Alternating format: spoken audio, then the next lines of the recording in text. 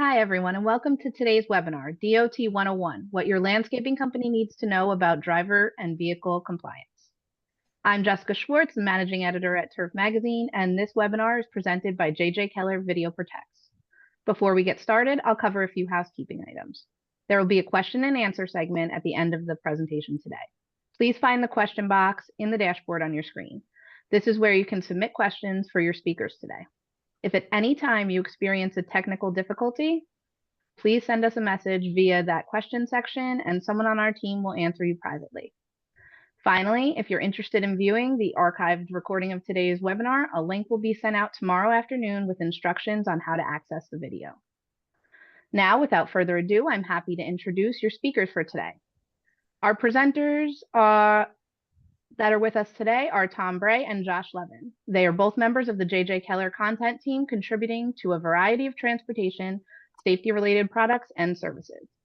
Tom specializes in motor carrier safety and operations management. In addition to the many publications he supports at JJ Keller, he has been a frequent contributor to industry publications and websites. Tom is also a frequent speaker at transport safety seminars and conferences on topics such as hours of service, vehicle maintenance, cargo security, and driver fatigue.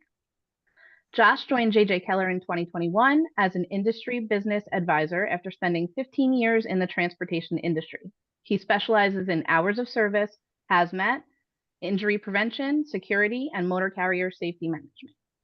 Welcome, Tom and Josh, and thank you for joining us today. And with that, I'll pass things over to Tom to get us started. Well, thank you, Jessica, and thank you everyone for attending today. Just to give you a little snapshot about what JJ Keller is. Organizations of all sizes rely on us for assistance when it comes to creating safe work environments for their employees and for compliance with the various regulations that they have to comply with, and basically to help reduce risk in their businesses. We have experts in technology-based solutions that we can use to give you the confidence that you need to make sure you're complying with the ever-changing regulations that are out there.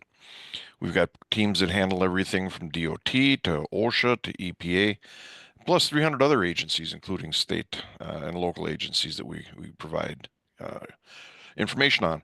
We can bundle our solutions, put them all together and come up with a big one for you, or we can do a specific task that we need for a customer, or we have off-the-shelf stuff that customers can use. And on the screen you see basically a history of our company. Been around for many, many years. We serve all of North America, 500,000 customers, and we have a variety of the ISO and the SOC certificates and certifications, because we take your information seriously and we want to make sure we're not putting you at risk by working with us. Yeah, thanks, Tom. And we want to remind the audience, today's webcast is brought to you by the JJ Keller Video Protects Fleet Camera System. JJ Keller's Video Protects Fleet Camera System provides a full suite of safety features for improving driver safety and minimizing your risk, your fleet's risks. Take advantage of its in-cab driver alerts, driver coaching workflow, corrective action training, and advanced analytics to get a comprehensive view of safety beyond simply recording and storing video. So on behalf of all of our sponsors, or our sponsor today, we really thank you for joining us. Okay, Josh, I'll go ahead and get us started here. Now, some of you are aware of this, and some of you may not, but JJ Keller offers a 2-day, 16-hour in-depth A to Z training that this we're doing today is based on. And both Josh and I are qualified to be instructors for that 2-day class. The next time we're doing it, by the way, will be March at Fox Valley Technical College in Appleton, Wisconsin. But as far as today's presentation, there's no way we're going to be able to go into the depth that we need to on a lot of these things, and definitely not as deep as we go in a 2-day class. So our hope today is to introduce you to the topics covered during the in-depth training that we do separately. So basically, we're going to give you like an entry-level class, you might say, on the regulations. Our hope is that by understanding what you don't know, that you'll know to go out and get some more information. The topics that we're going to cover today and give you some general knowledge on are going to be the general regulations, company regulations when it comes to the FMCSA and what's called For-Hire Authority. We're going to look at driver qualifications, commercial driver licensing, drug and alcohol testing, the rules around operating commercial motor vehicles on a roadway, the hours of service regulations, vehicle regulations, and roadside inspections. In other words, how people verify that you're following the rules. So let's start with the general rules.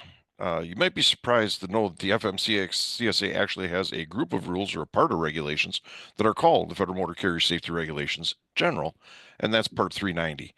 And Josh and I will certainly spend some time here, but we also want to put record retention, safety management controls, rules of practice, and the financial roles and responsibility and insurance requirements into this general category as well.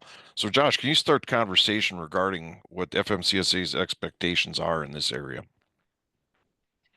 Yeah, as you mentioned, Tom, Part 390 contains the general regulations. Section 3 of that part might be considered the foundation then of the regulations. Paragraph A of this section makes it clear that the FMCSA rules, or the Federal Motor Carrier Safety Rules, found in parts 350 through 399 apply to all employers that use commercial motor vehicles to transport property or passengers in interstate commerce. And by the way, a commercial vehicle is a vehicle used in commerce that has an actual or rated weight of 10,000 pounds or more, seats either 8 or 15 depending on compensation, or that is placarded for hazardous materials. Now, this includes trucks that meet the definition used by turf and landscape companies. The agency does not care what truck or what you're using the truck for. If it matches the definition of a CMV, it is a CMV as far as they are concerned. Now, paragraph E is very specific.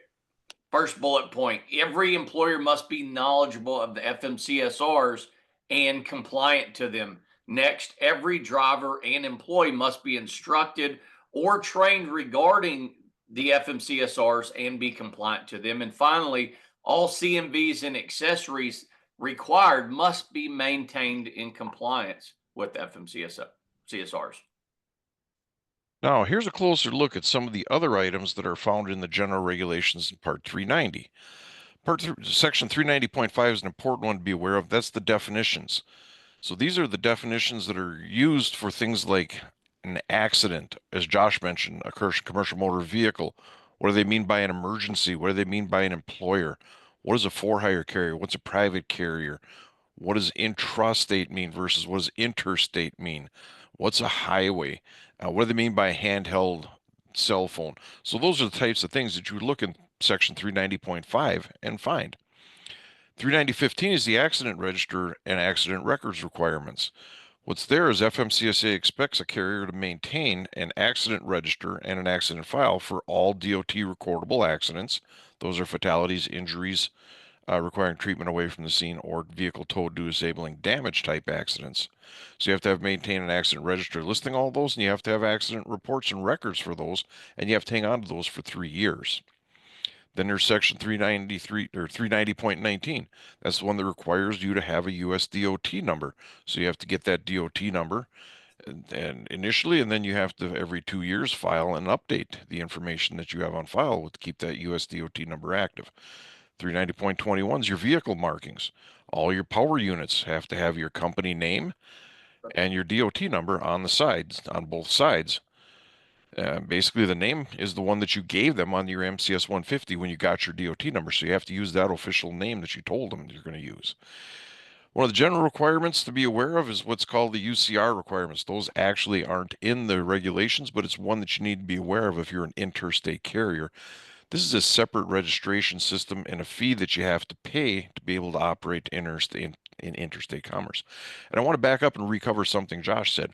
All of these rules are applicable to companies that operate commercial motor vehicles, as defined in 390.5, that's 10,001 pounds or more. So you operate vehicles that fit that category, you're covered by these regulations. Next, there's a question of what people call authority. And what authority is that's something a for-hire carrier has to have, and you have to have it to be able to haul other people's property for compensation. So if you're going to haul things around for people and get paid to do it, you have to have for-hire authority. On the other hand, a private carrier or private fleet only transports property to further its main business. Now, most, turf companies and landscape companies, construction companies, they fall into that private fleet category. So authority is not a big thing for them. However, if you decide to use your trucks to haul other people's stuff when it gets slow, you're now going to make yourself into a for-hire carrier, and you're going to need to be credentialed as such. What does that involve? Well, you need to apply for a motor carrier number, or an MC number as it's called, and that grants you for-hire authority. This is different than your DOT number, which is called your registration as a carrier. And as far as private or for-hire, you have to have a DOT number. You have to be registered. The for-hire authority only applies if you're hauling other people's stuff for compensation. There's a $300 fee when you file to get a US DOT number, and you have to file what's called a BOC3, designating agents in all the states that you operate in. So if you have to be served legal papers, there's a representative in those states to do it. However, the thing to remember, if you don't haul for-hire stuff, you don't have to worry about these things.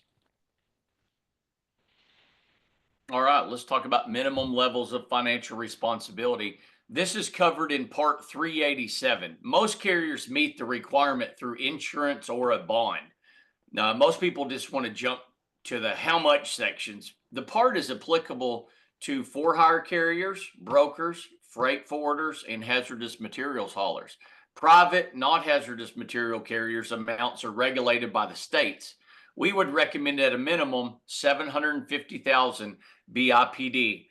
That's rather than going through all of the sections, we're just going to jump to the chase as well.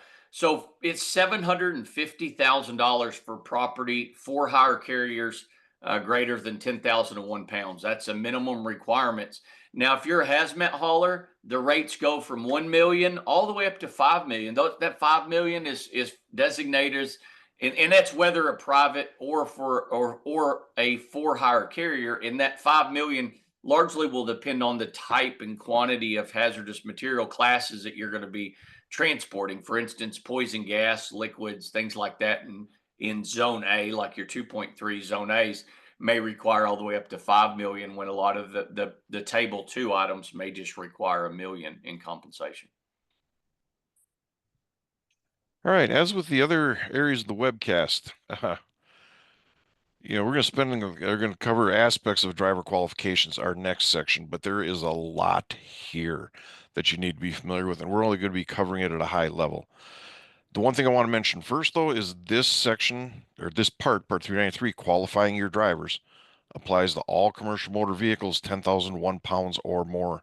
So it applies to pretty much all commercial vehicles. Yeah, let's dive right into that. Section 391.11 contains the 7 general requirements for an interstate commercial driver. The driver must be at least 21 years old, able to sufficiently read and speak the English language, by way of experience, training, or both, safely operate the assigned CMV, be physically qualified, and appropriately licensed for the vehicle being operated. Now, the driver cannot be disqualified and finally, the driver must successfully complete a road test or have an acceptable equivalent. Section 391.15 contains citations that would render any driver that's CDL or non-CDL to be unqualified due to citations received while operating a CMV. And finally, Section 383.51 has additional disqualification for operators of vehicles that require a CDL. These disqualifiers can be for citations in the CMV or any other vehicle, including the driver's personal vehicle while off duty. Now, the driver can be disqualified for 60 days to a lifetime disqualification, depending on the severity and frequency of the citation. Now, this is a list of the primary regulations regarding onboarding any CMV operator. So here again, 10,001 pounds or more. This, just like the general requirements, CDL, non-CDL, so that 10,001 or more. So the first thing, you need to get an application, a driver application from the driver that's specified in 391.21. This is not a normal job application. It's going to ask for the driver's date of birth and social security and license numbers for information. For instance, a prospective driver has to complete a driving application, even if they're a long-term employee at your company and they're just moving into a CMV driving position. So you've got a general application when you hired them. When you make them into a driver, you have to have them do another application. They have to do a driver application. 391.23 are what are called the investigations inquiries. So all carriers have to have a screening process that checks 3 years worth of MVRs or motor vehicle reports for any new hired drivers. You also have to obtain a safe performance history from previous DOT regulated employers to find out if the driver has any accidents and their terms of employment, how long they were employed at that previous employer. And you also need to see if they had any drug and alcohol violations at other DOT agencies. So if they worked for Federal Railroad or one of the other DOT agencies, you're going to have to ask about any prior drug and alcohol violations. 391.31, every driver's got to take a road test to determine if they have the skills necessary to operate the CMV. While it's not recommended, 391.33 gives you a couple of alternatives. You can accept a road test certificate issued by another carrier over the last 3 years in place of doing a road test, or you can accept a CDL if it's a CDL driver in place of doing your own road test. Now, when onboarding a driver, the company needs to start what's called a driver qualifications file, or a DQ file. The details of what must be in the DQ file are found in 391.51, and you also have to have what's called a driver investigation file. The later file must be securely stored and only available to the people that are involved in the hiring process and the hiring decisions. By the way, if the same person manages both files, the DQ and the driver investigation, they can be combined, so you can get away with just one file in that case. All right, let's jump into medical qualifications. Subpart E of Part 391, entitled Physical Qualifications and Examinations, it includes sections 41 through 49. Part 391 also has an Appendix A called the Medical Advisory Criteria. Your files must have proof that each CMV driver is medically certified. For non-CDL drivers, that means having a copy of their med card in the DQ file. Now, for CDL drivers, it's their MVR, because CDL driving privileges are tied to medical certification. So CDL drivers need to turn in each new medical card to their state licensing agency, which then updates the driver's record within 10 days. And then you need to get a new MVR in the DQ system within 15 days of each exam to verify that the driver is actually medically qualified. And if you see not certified on that MVR, or that the CDL was downgraded, you certainly cannot use that driver. CDL drivers can leave their medical cards at home after the first 15 days, but we always recommend, why not carry the card in case there's an issue with information in the officer's system, or there's an IT issue. Now, non-CDL drivers, as a reminder, always need to carry a medical card with them. So, knowing what must be in a DQ file and how long to keep each of those documents is a key to having those compliant DQ files. The documentation in the left column, those are items that have to be kept the duration of employment, or pardon me, the upper part, has to be kept for 3 years after the driver leaves. You know, the whole time driver's employed plus 3 years, basically. Other items, the ones that are down below, they can be removed from the DQ file after 3 years and purged. Now, we often get asked what a carrier must complete before a driver operates a CMV in commerce for them. Well, a quick list for you. You have to have an application from that driver, a driver application. You have to have a road test. You have to have done the road test or accepted one of the equivalents. You have to have proof that the driver is medically qualified. This means a med card for the non-CDL driver or an MVR for a CDL driver, as Josh was just talking about it. You have to have proof that you verified that the medical examiner that did that medical exam is on the National Registry of Certified Medical Examiners at the time of the exam, and you have to have records of any medical variants. So those are the things you have to have on file. We have them asterisked on the screen here that you have to have on file before that driver can operate a commercial motor vehicle. And here again, 10,001 pounds or more. So before we start talking about training, I'd like to mention today's sponsor, the J.J. Keller Video Protects Fleet Camera System. For those of you not familiar, J.J. Keller's Video Protects Fleet Camera System provides a full suite of safety features and basically these are intended to improve driver safety and maintain your fleet's risk. Because it's platform independent, you can use it for any type of vehicle and with any fleet management software. If you want to learn more about J.J. Keller's Video Protects Fleet Camera System, let us know by selecting your interest on the poll that's going to come up on your screen.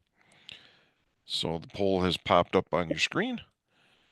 And while the poll is up there, We'll go ahead and let you know that as a thank you, when you email, we'll provide you with a PDF of our popular ebook, Expert Guidance for Light and Medium Duty Fleets.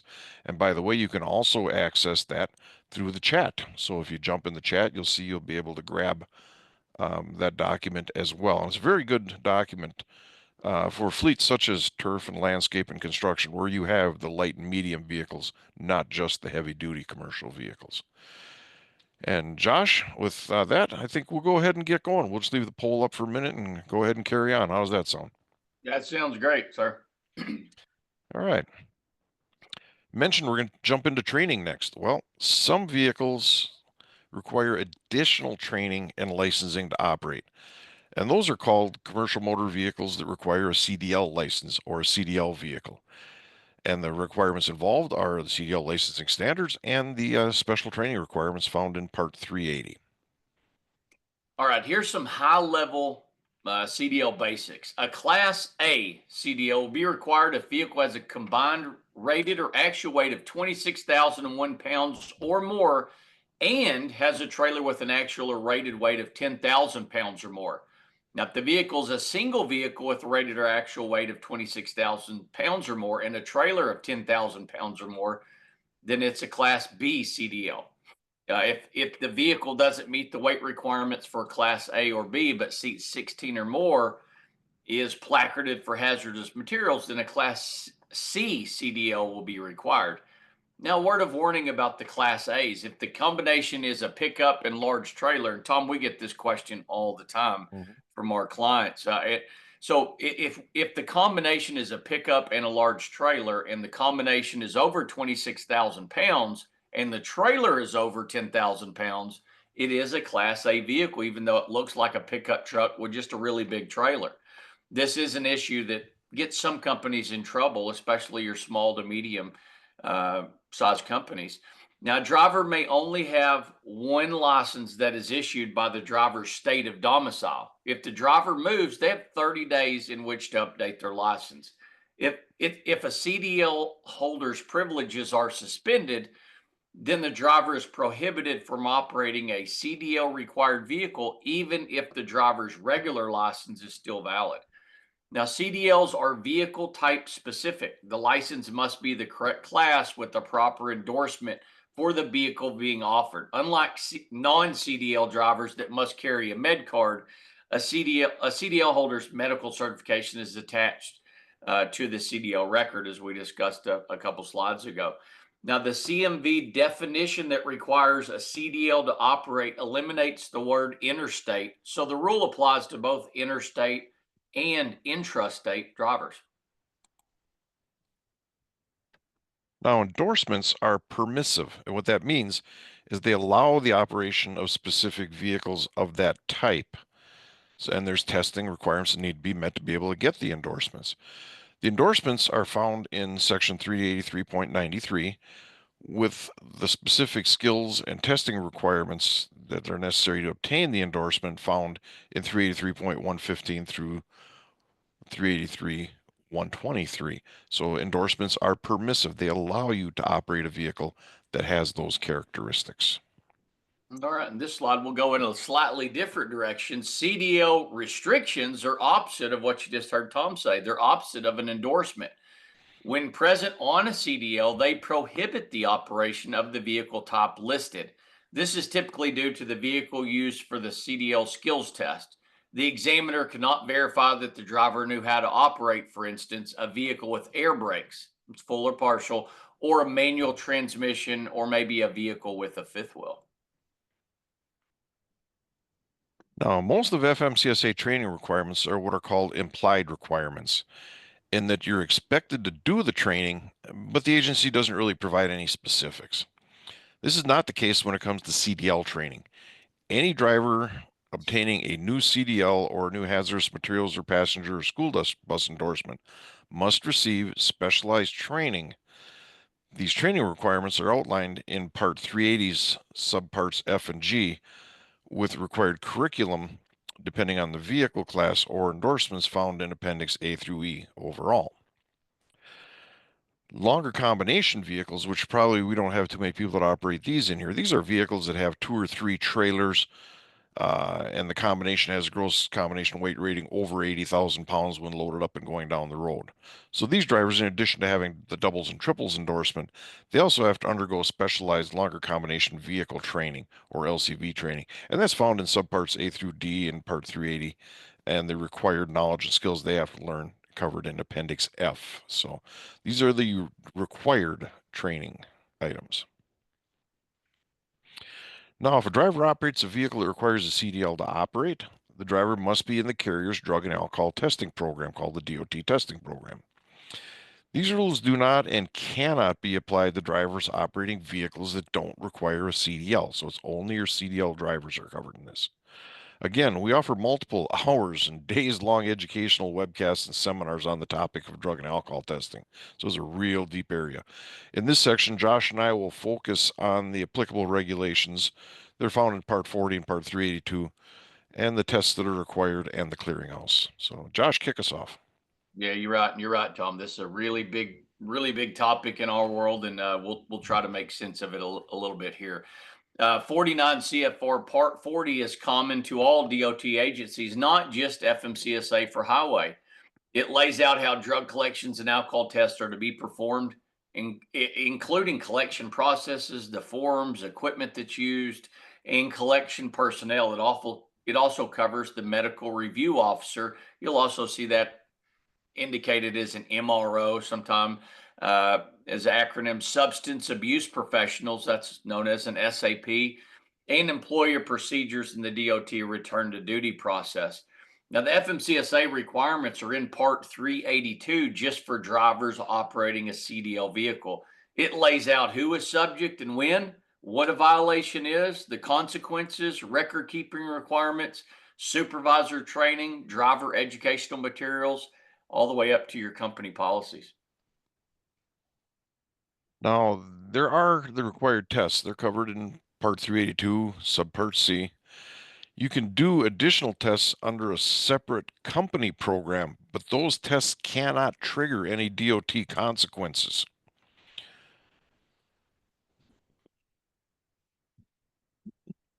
So if you have a non-DOT program, they can't cause you to take DOT steps, DOT consequences against the driver. The DOT required tests, by the way, are pre-employment drug tests. Here's a key point. You must have verified negative results in hand before the driver can operate a CDL required vehicle for you. There's an exception for drivers that have been recently in a DOT testing program. However, it's a fairly involved exception with a lot of documentation and communications with previous employers required, and it's also very conditional, so it's one that's not used very often. Most carriers just go with pre-employment testing rather than trying to use that exception. Now, the next tests the drivers need to be subject to are post-accident drug and alcohol testing. Now, post-accident testing is required if there was a fatality, or if the driver was cited and there was an injury requiring immediate treatment away from the scene, or one of the vehicles involved had to be towed due to disabling damage.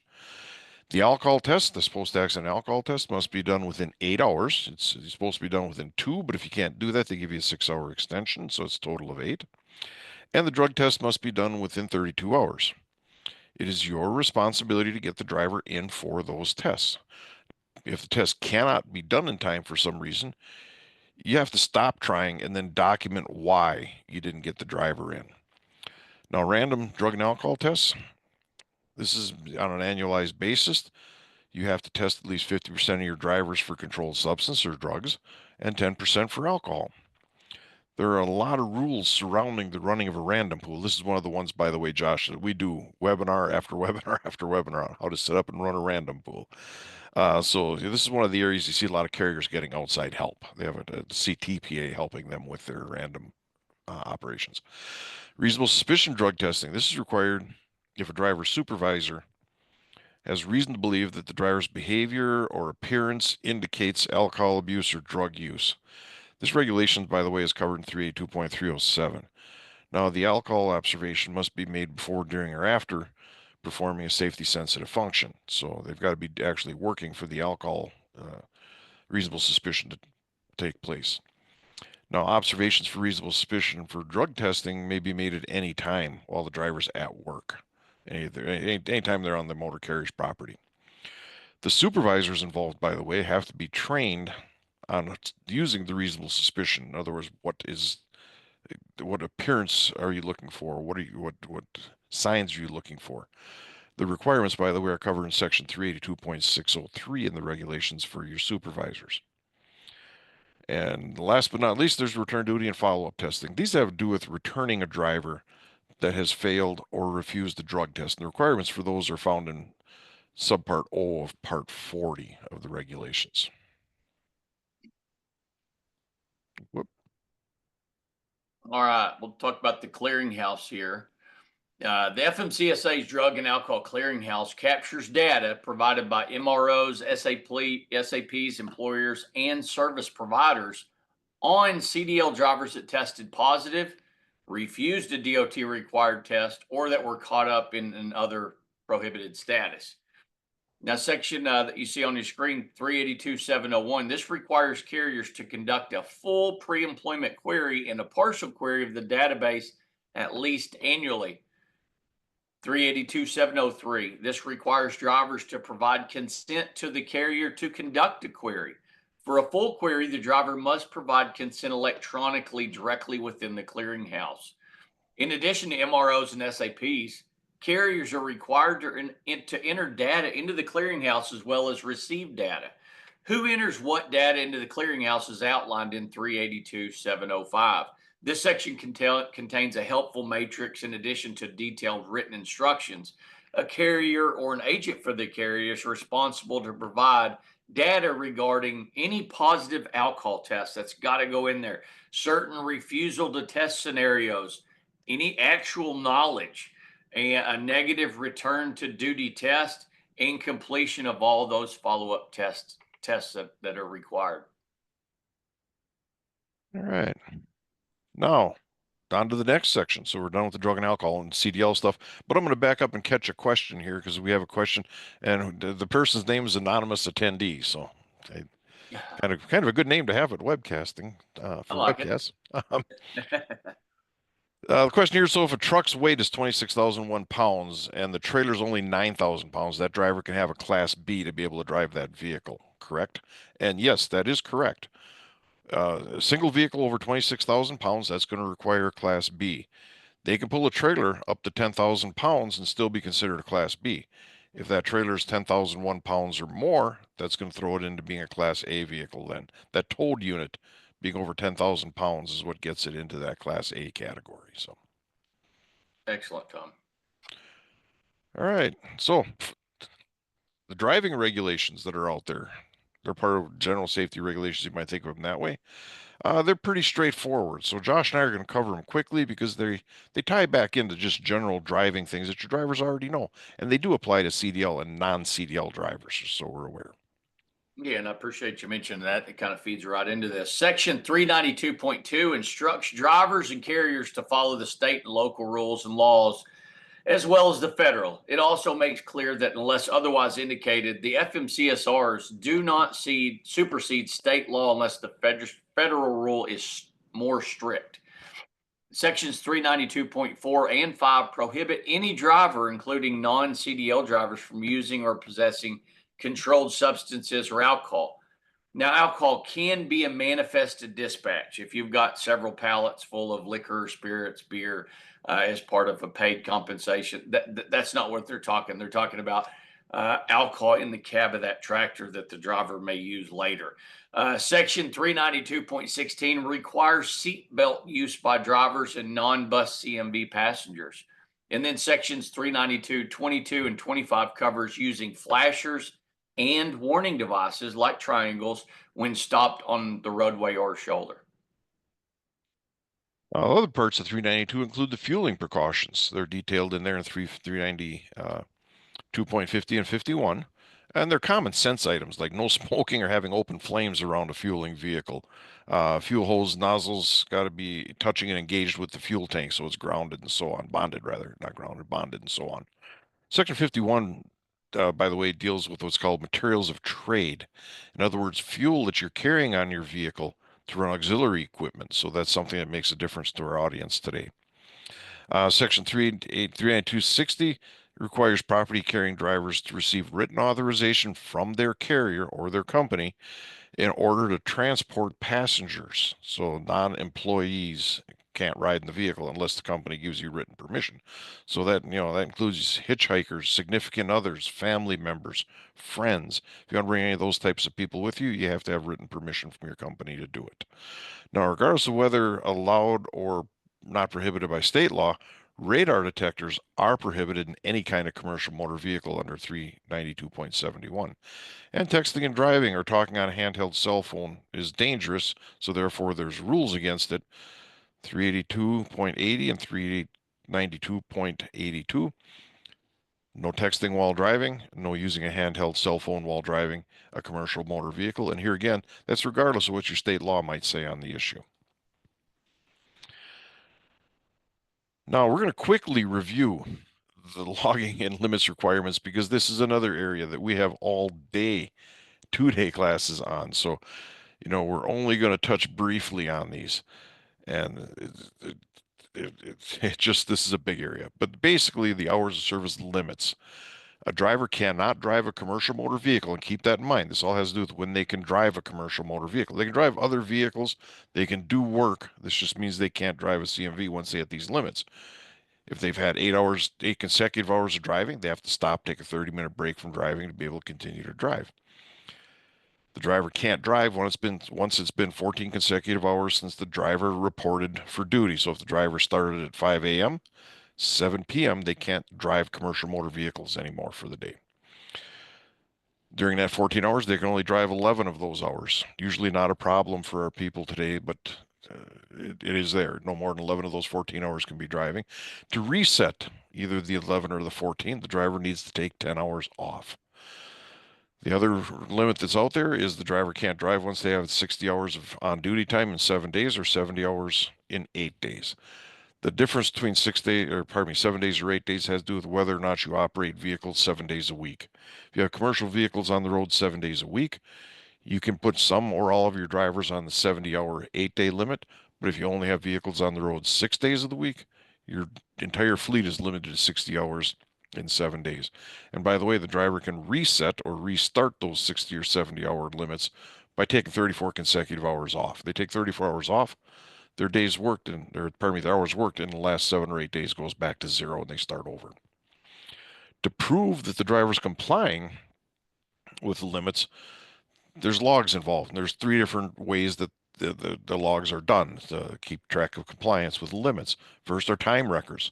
If the driver stays within 150 air miles of the work reporting location and returns to that location within 14 hours, the driver can use a time record instead of having to do anything else.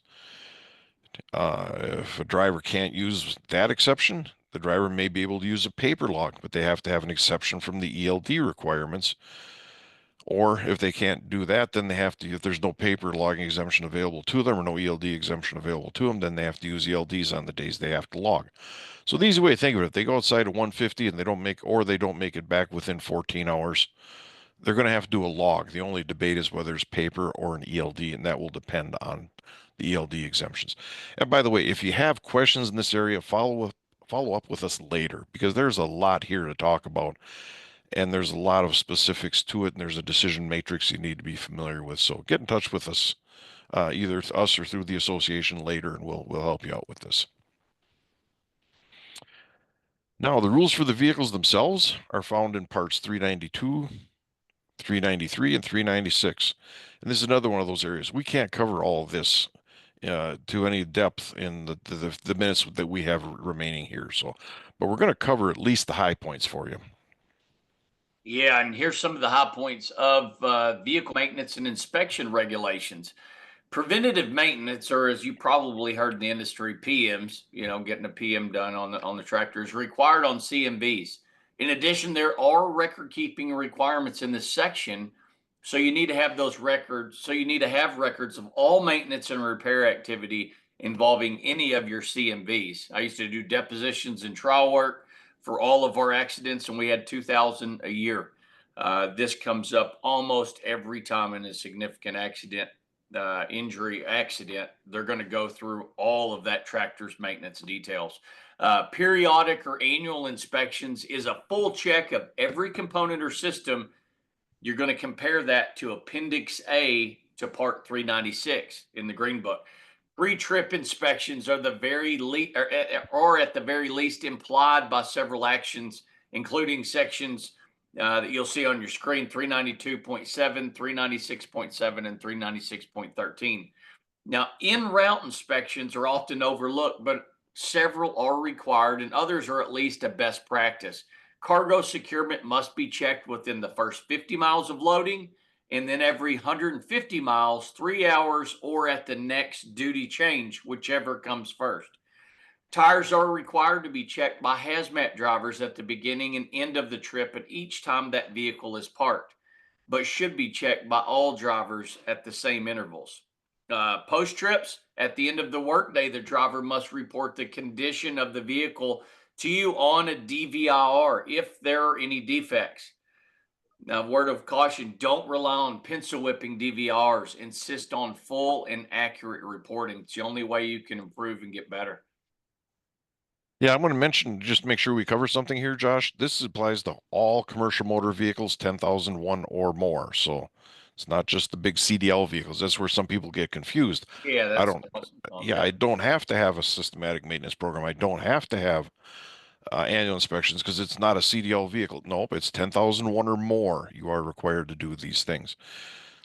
I'm sorry, Josh, didn't mean to interrupt you there. No, that's great. I'm glad you said that, especially for this audience. That's so important. What you just heard Tom say is a lot of people think of big rigs and what the regulations are pointing to is those class 7-8 tractors over 26,001 pounds.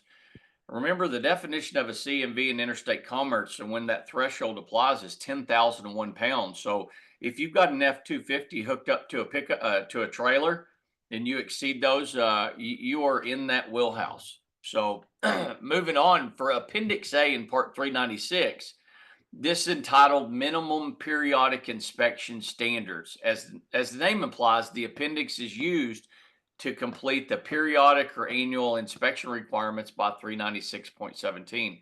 The appendix is broken down into 15 subsections, and they're all shown on the screen here, all of which must pass the inspection if the section is applicable to that vehicle. Now, finally, Part 393 is all about the parts and accessories that are necessary for safe operations on a CMV. It tells you what must be on the vehicle and the condition that it must be in. If there is ever a question about if a vehicle has everything it needs on it or if it's in good enough condition to operate on the road, this is where the answer to those questions are found. And on the screen, you can see all the different sections and all the different subparts in there covering the different sections of the vehicle. So it's kind of like a table of contents when you look in this part. Find the section you want to talk about. You want to know something about a fuel system, you would go to that subpart and look at those sections. So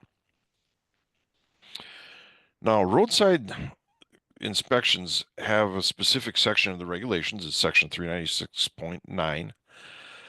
But really, the purpose of a roadside inspection is obtain a snapshot in time of how compliant the carrier is in the areas that we've covered today. Is the vehicle compliant? Is the driver compliant? Is the company compliant?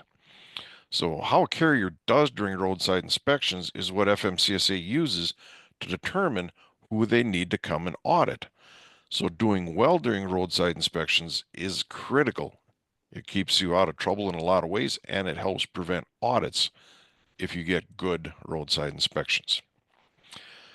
So let's start out with how a driver or vehicle end up getting selected for a roadside inspection. The first two on your screen here, a driving violation or visible vehicle violation, are problematic for a couple of different reasons. The big issues are that you've been caught by an officer. You've caught their attention. They see you for some reason, and it's not in a favorable way, and they remember that in the future. And by the way, the other problem is you also have a violation before the inspection's even begun. So, 2 strikes and you're already looking at the third one. Common issues that trigger these inspections are speeding, improper lane use, operating in a restricted lane, failure to use a signal or obey a traffic control device, a light being burnt out, an overly tinted window or windshield, or the vehicle generally appears to be in bad condition. The next reason for a roadside inspection is the carrier's ISS score, leading to a recommendation of optional or inspect. By the way, a carrier's ISS score, ISS stands for Inspection Selection System. It's a tool that officers use to decide who to inspect, is based on a carrier's score in a system called CSA. So they score you in this system. If you're scoring poorly, the ISS system now tells officers inspect this company's vehicles when you see them on the road. So that's what it's one of those things where it can help you if you need inspections, but it can hurt you if you're getting bad inspections. And finally, there's the post-accident roadside inspections. So if you're involved in certain types of accidents, the officers will do a post-crash inspection. There is a random element to roadside inspections, but with the other ones, you're usually able to figure out the reason for the inspection. Yeah, and continuing on with these with the roadside inspection process, officers conduct roadside inspections using either a 37, a 34, or a 13-step process. While the number of steps may change, the steps are the same no matter what inspection is being done. While there are 8 different levels of roadside inspections, the vast majority fall into one of these 3 that you see on level 1, 2, or 3. And that's what Tom and I spend a lot of time talking about: CVSA, International Road Check, Brake Safety Week, Operation Safe Driver Week. And so that's where you're going to see a lot of these specific level 1, 2s, and 3s show up and affect the carrier CSA profile. So we'll kind of jump in and go into some of the, say you get an inspection, what do you do next? So once the inspection is over, the officer will provide the driver with an inspection report. The report needs to be submitted by the driver within 24 hours. Any noted defects must be corrected, and then the carrier must sign and return the report to the state within 15 days, indicating that corrections were made. Now, defects indicated as a violation need to be repaired the day of the inspection or written up on a DVIR at the end of the driver's day and be repaired before the vehicle is operated again. And by the way, this doesn't happen a ton, but it happens enough to where we want to talk about it. If the vehicle is placed out of service, the violation must be addressed before that vehicle operates again. If it's driven before it's repaired, there are severe penalties for drivers and carriers who violate an out of service order. So if you've got that thing red tagged in a parking lot somewhere on an out of service order, you're going to tow that unit back to your shop. You're not going to send a driver to pick it up and drive it back, even if it can be driven, if it's an out of service order, unless that repair has been made. And before we answer the last of our questions, we would like to again offer our audience the opportunity to learn about a free 60-day trial to the J.J. Keller Video Protects Fleet Camera System at absolutely no charge. It includes the road and driver cam, 60-day access to the Video Protects Fleet Camera System, the cigarette power adapter, and it's a really quick install, 15 to 20 minutes. Plus, we provide training to help you identify riskiest driving behaviors, including how to view driving events, track and trend driving behaviors to address risk. And if this is something you'd like to learn more about, let us know by selecting your interest on the poll, and you'll see it pop up here in a second. And as a result, we'll send you like that free expert guidance for light and medium duty fleets ebook that Tom and I mentioned earlier. There's a lot of compliance with the FMCSRs, and a lot of people worry about the big tractors, the big trailers, but it's just the same. If you're operating a CMV in interstate commerce, when you hook up that small pickup to a trailer, oftentimes for compliance purposes, you're driving a CMV just like a 80,000 pound rig. So it's a great workbook or ebook to pass around the office to anybody that maybe didn't get to show up on the call today. But again, you can make as many selections as you want. And with that, we will jump to the final slides here, Tom. Yeah, we want to make sure to thank everybody for attending, and just any questions you have, feel free to put them in that Q&A box. And also want to mention that ebook is also available to you through the chat, so you can also just go there and download it. Jimmy's got a question out there for us, and he wants to know, what about if the gross weight here of a truck is 19,000 and the trailer's 9,000? Is that driver going to need a CDL? Jimmy, the answer is no, because to be a Class A vehicle, the combination has to go over 26,000 pounds, which you made that because 19 for the truck and 9 for the trailer gets you to 28. However, the trailer's not over 10,000 pounds, so a Class A is not required. To need a Class B, the vehicle itself, the power unit, would need to be over 26,000 pounds. It's not, it's only 19,000 pounds, so a Class B is not required. A Class C would only be required if there was a vehicle was placarded for hazmat. So in short, something like that, 19,000 pound truck pulling a 9,000 pound trailer, not going to need a CDL because you don't meet the criteria for either A, B, or C. And Vince is kind of throwing in a similar question. F450 GVWR of 16,500. I meant to mention that when I was answering Jimmy's question, but Vincent's throwing one in there, so I get to bring this up now.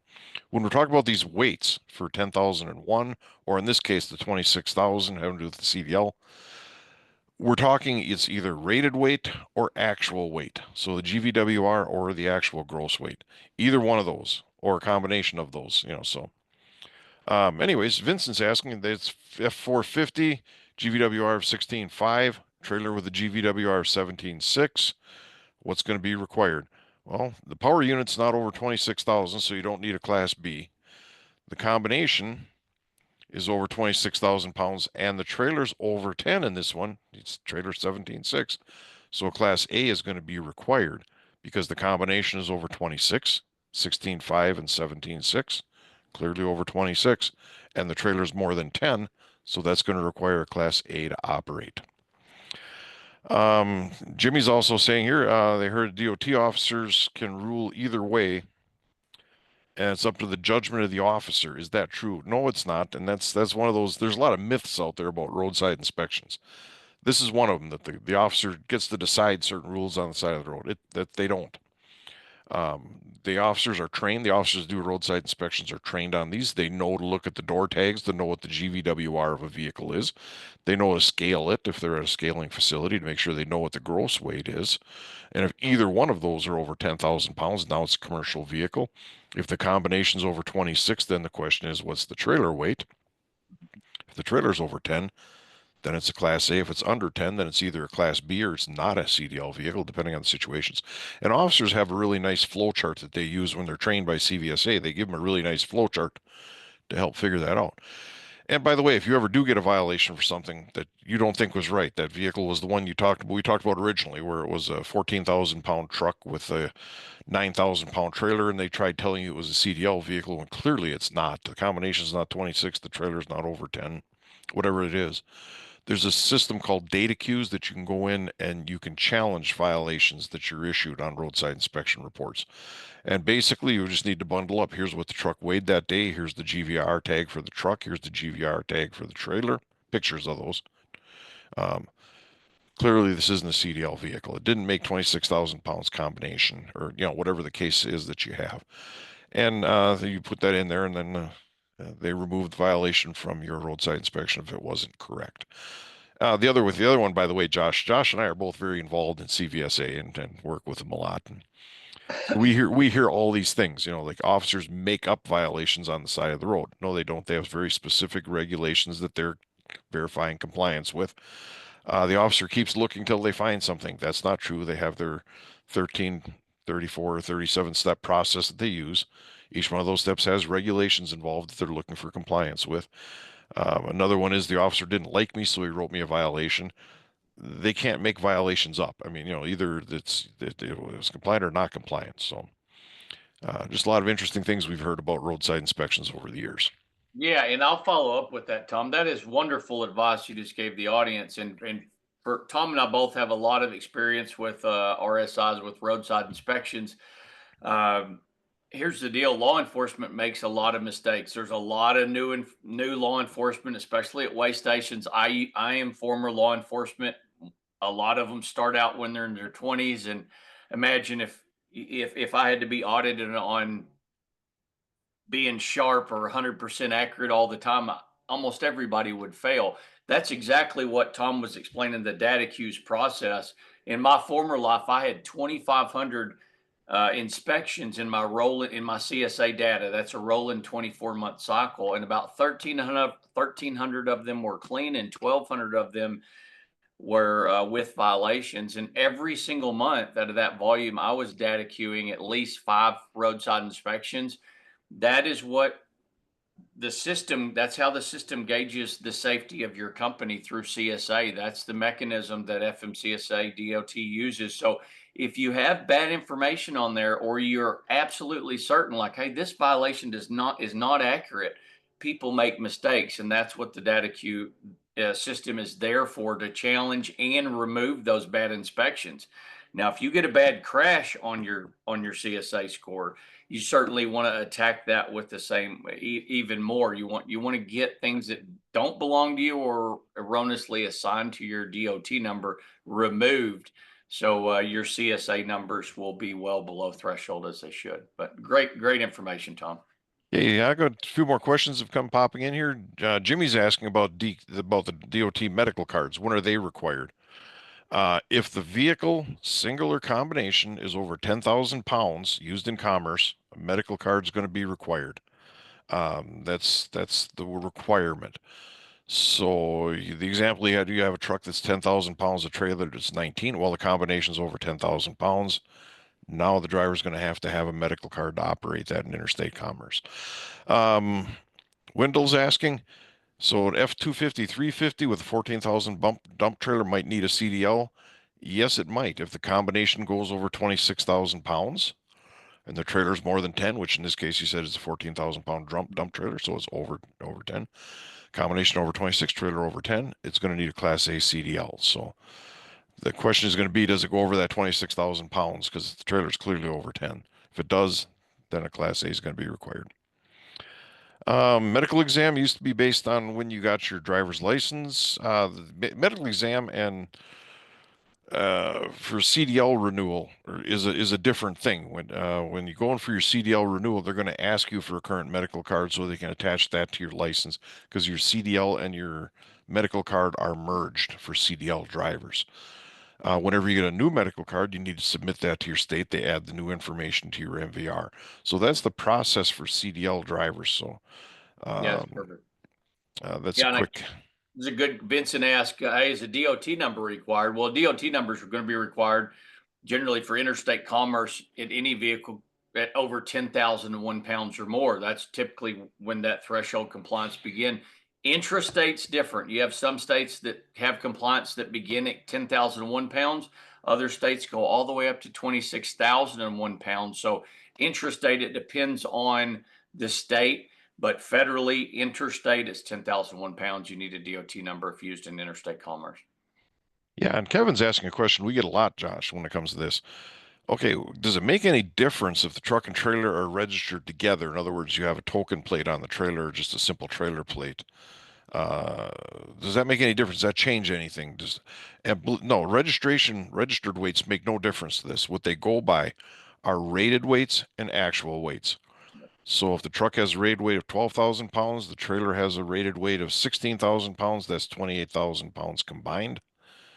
Trailers over 10, that's going to require a Class A. So they go by actual or rated. Registered weight, they don't look at that, because you're allowed to register your vehicle at whatever weight you want. They're looking more at what it's rated for and what you actually haul with it. And Jimmy's asking, this is a great question we get a lot. Is there a website where you can see all these things that we're talking about as far as violations and crashes? And yes, there is. It's called the Safety Measurement System, or SMS. So if you just do go to your favorite browser and do a search under FMCSA space SMS, it'll take you right to it. You enter your DOT number, You're going to see all of your roadside inspection information and all of your crashes for the previous 2 years sorted out into what are called basics, or certain categories, like unsafe driving violations. They'll turn up in one, crashes in another, hours of service violations in another, vehicle violations in another. So that's where you can see that information. And our friend Anonymous is back. I got to have that name. I'm going to go change my name to Anonymous. I like that. Where can you get a copy of these FMCSA rules we're talking about? JJ Keller happens to sell them, and we sell a large book called the Handbook. That is a company, that's the one you want. You want the big one, because that has what are called the interpretations in it, not just the regulations. So just get in contact with us, and we can hook you up with the version of the regulation book that you need as a company. And with that, we're going to turn it back over to Jessica. We're out of questions, so. Okay, well, and we're actually out of time. So if we couldn't address your question today, the JJ Keller team will reach out to you privately. Thank you, Bob and Tom, for this informative presentation, and to JJ Keller Video Protects for sponsoring the webinar. Thank you to our audience for attending today. A recording from today's session will be made available on our magazine's website, turfmagazine.com, and a link to the archived recording will be sent out tomorrow. Thank you and have a great day.